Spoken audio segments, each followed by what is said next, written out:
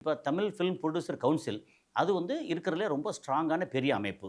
Okay. அவங்க என்ன பண்ணுறாங்க, அவங்க இதுவரைக்கும் ஏன் குரல் கொடுக்கல அப்படின்னா, இப்போ வந்து வர பிப்ரவரி 22ஆம் தேதி அந்த சங்கத்துக்கு வந்து தேர்தல் நடக்க போகுது.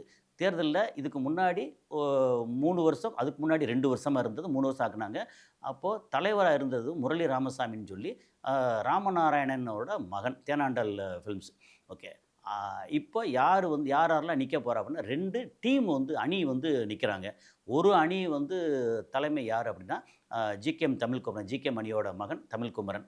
அவருக்கு கீழ துணைத் தலைவரா வந்து ஆர்கே சுரேஷ், கமலக்கண்ணன் இந்த மாரி ஆட்கள் அங்க நிக்கிறாங்க. அதுக்கப்புறம் ம செயலாளரா ஏற்கனவே செயலாளரா இருந்த ராதாகிருஷ்ணன், அதுக்கப்புறம் கமிலா நாசர் அவங்க நிக்கிறாங்க.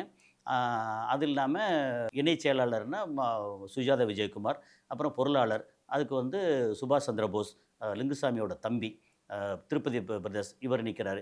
அப்புறம் 26 ஈசி மெம்பர்ஸ் அவங்களும் ஏற்கனவே களம் கண்டவங்க, கரை கண்டவங்க நிறையா அங்கே நிற்கிறாங்க.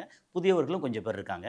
அது இல்லாமல் இன்னொரு அணின்னு எடுத்தாச்சுன்னா, ஏற்கனவே 2 முறை தலைவராக இருந்த முரளி ராமசாமி அவர் தலைவரா, அதுக்கப்புறம் அங்கே வந்து துணைத் தலைவர், அப்புறம் செயலாளர், பொருளாளர், இணைச் செயலாளர் அப்படின்னு அங்கே ஒரு பெரிய டீம் அங்கே நிற்கும். அப்புறம் 26 ஈசி மெம்பர்ஸு. அது இல்லாம தனிப்பட்ட முறையில் செயலாளரா இண்டிபெண்டன்ட்டா வந்து ஏற்கனவே செயலாளரா இருந்த கதிரேசன்கிறவர் வந்து போட்டி போடுறாரு.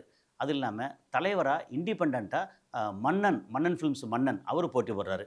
இப்ப இந்த போட்டியில வந்து யாரு ஜெயிப்பா, தோப்பா அப்படிங்கிறது வந்து பெரிய அளவுக்கு விவாதம் ஓடிட்டு இருக்கு. அதில ஒரு அணி வந்து ரொம்ப ஸ்ட்ராங்கா இருக்கு அப்படின்னு சொல்றாங்க. இப்போ அது பொது வெளியில இப்போதைக்கு வந்து யாரு கரெக்ட்டா ஜெயிப்பாங்க அப்படின்னு ஆரூடம் சொல்றது கொஞ்சம் கஷ்டம்.